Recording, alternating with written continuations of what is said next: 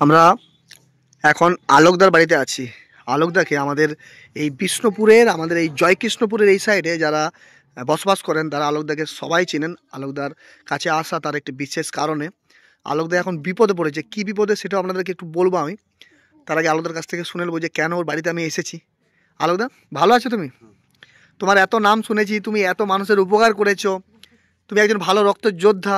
বিভিন্ন জায়গায় মানুষ বিপদে পড়লে তোমারই কাছে মানুষ ছুটে আসে একটু রক্তের জন্য, এবং এই রকম হাজার হাজার মানুষের তুমি রক্তের মাধ্যমে জীবন বাঁচিয়েছো।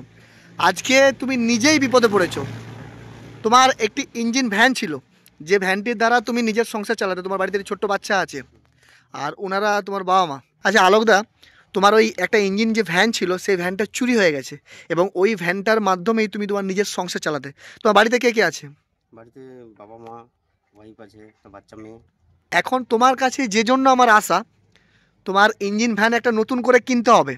তো তোমাকে গ্রামবাসী মোটামুটি হেল্প করেছে, আমি যেটা শুনলাম। হেল্প করেছে। হ্যাঁ, কে কে তোমাকে হেল্প করেছে আর কত টাকার তোমার প্রয়োজন, দেখি আমরা কিছু হেল্প করতে পারি নাকি, আর আমার যারা ফেসবুকের বন্ধু আছে তাদের মাধ্যমে তোমার কিছু উপকার করতে পারি নাকি, আমি সেটা চেষ্টা করব। এখানে তোমাকে কে কে হেল্প করেছে? এখানে আমাদের প্রথম যেটা হেল্প করেছে আমাদের প্রধান।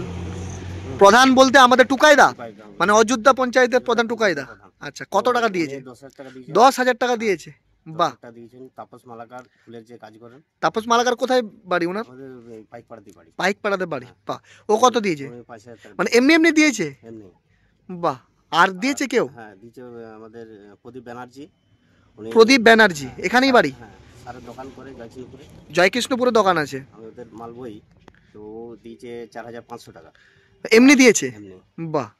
আর দীপক কুমার দে, ওর হার্ডওয়ার্ক দোকান, উনি দিয়েছেন 5,000 টাকা। 5,000 টাকা দীপক কুমার দে। মানে ওইদিকে 10,000, এদিকে 5 5 10 আর 24, 24,500 টাকা।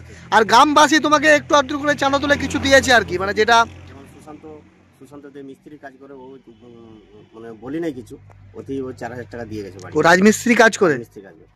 আচ্ছা, সবাই দিয়ে আর করে তোমার একটা টাকা এমন হয়েছে। আমি যেটা শুনলাম যে ওই ভ্যানটার 62,000 টাকা দাম, ওই দোকানে তোমাকে 2,000 টাকা আরও কম করেছে, 60,000 টাকা।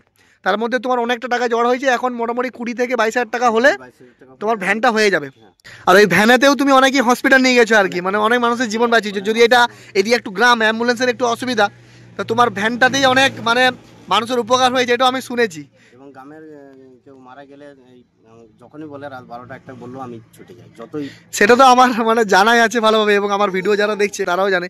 আর এই দাদার কি নাম? তাপস মালাকার। তুমিও শুনলাম নাকি টাকা দিয়েছো? হ্যাঁ। তো এখনকার যুগে এমনি এমনি কি দরকার মানুষকে টাকা দেওয়ার? দেখুন, একজন উঠে দাঁড়াতে পারছে না, তার তো ভ্যানটা চুরি হয়ে গেছে, তার সামর্থ্য নেই কেনা। তাতে করে আমি 5,000 টাকা দিয়েছি, আরও যদি সবাই দেয় তার একটু সাহায্য হয়। আর যদি একদম। কেউ না দেয় তাহলে ওর ভ্যানটা কিনতে পারবে না। আজ দেখুন 10 দিনও বসে আছে, সংসার চালানো দুর্দায়। আমরা সবাই দিয়ে করে সংসারটা চলছে কোনো রকম। বাড়িতে বাচ্চা মেয়ে আছে, সংসার চালানো খুবই দুর্দায়। আমি 5,000 টাকা দিয়েছি, আমার ছোটোখাটো ব্যবসা, আমি তো আর পুরোটা দিতে পারবো না। সবাই যদি আমার মতো 2-5,000 করে দেয় তাহলে একটা অসহায় মানুষের যাই হোক রুচি রোজগারের একটা জায়গা আরও তৈরি করা যাবে। রাত্রে ভিত্তে কেউ মারা গেলে আলোকদাকে যদি ডাকা হয়, বিনা ছাড়তে যায়, মানে কোনো পয়সাপাতিও নিতে চায় না, জোর পূর্বে দিলেও নিতে চায় না, বিনা পয়সায় পুরোটাই। মানে উনি গ্রামের মানুষের উপকার করেছে, গ্রামের মানুষের দায়বদ্ধ যে ওর পাশে আজকে দাঁড়াবো। পয়সা এসে দাঁড়ানো। আরও তো অনেক ভ্যান আছে, তারা তো কই বিনা স্বার্থে কেউ যায় না কোনোদিনও মরা পুরাতে।